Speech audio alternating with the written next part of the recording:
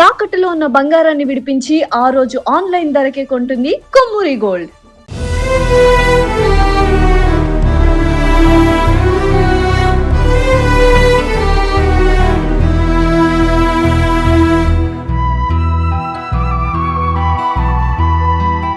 ప్రేమించి పెళ్లి చేసుకున్న భార్యనే అత్యంత దారుణంగా హత్య చేశాడు ఓ భర్త.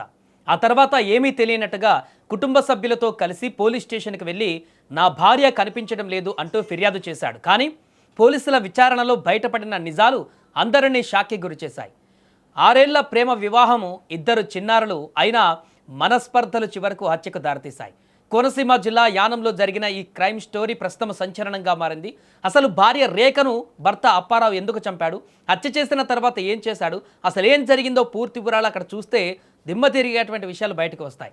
దీనికి సంబంధించిన పూర్తి వివరాలు మా ప్రతినిధి అరుణ్ తేజ్ ఫోన్ లైన్లో అందిస్తారు. అరుణ్ తేజ్, కట్టుకున్న భార్యనే ఇంత దారుణంగా హత్య చేయాల్సినటువంటి పరిస్థితులు తనకి ఎందుకు వచ్చాయి, హత్య చేసిన తర్వాత ఏం చేశాడు, అప్డేట్స్ ఏంటి? యానంలో వివాహిత హత్యకు గురైంది. భార్యని కట్టుకున్న భర్త అతికేరతంగా చంపేసి గోదావరి పడేసిన ఘటన యానంలో తీవ్ర కలకలం రేపింది. భార్యని హతమార్చి హత్య చేసి ఆమె కనిపించడం లేదంటూ పోలీసులకు ఫిర్యాదు చేయడం అక్కడ ఉన్న వారిలోని అలజడి రేపింది. పోలీసులు తనదైన స్థాయిలో అతన్ని అడిగిన తర్వాత కానీ అతను ఏం జరిగిందన్నది వెలుగులోకి అయితే రాలేదు. ఘటనలోకి వెళ్తే 6 ఏళ్ల క్రితం చెక్క అప్పారావు రేఖ ఇద్దరు ప్రేమ వివాహం చేసుకున్నారు. వీరికి ఒక బాబు ఒక పాప ఉన్నారు. పెళ్లి అనంతరం కొద్ది రోజులు బాగానే ఉన్న తర్వాత కొంచెం మనస్పర్ధలు కూడా రావడం జరిగింది. తరచూ గొడవ పట్టుతో ఇరు వర్గాల పెద్దలు వారిని ఒప్పించి రాజీ కుదర్చడం జరిగింది. ఇలాంటి రాజీ ఒక 3-4 సార్లు కూడా పెద్దల్లో కుదుర్చుకున్న తర్వాత మళ్ళీ ఘర్షణ ఎప్పుడు ఘర్షణ పడుతూ ఉండేవారు.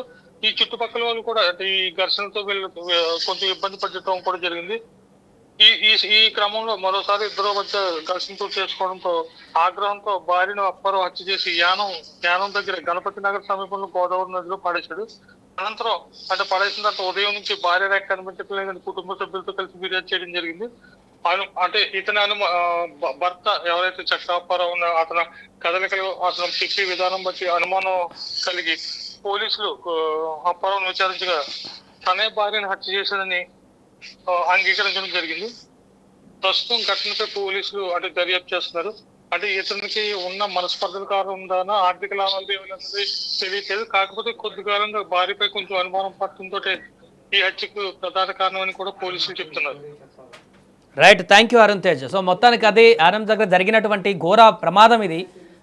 భార్యనే చంపేసి దారుణంగా గోదావరిలో పడేసినటువంటి ఘటన సంచలనంగా మారింది. అసలు భార్య రేఖను భర్త అప్పారావు ఎందుకు చంపాడనేటువంటి దానికి సంబంధించిన పూర్తి వివరాలను ఇప్పుడు పోలీసులు విచారణలో బయటికి తీసేటువంటి అవకాశం ఉంది.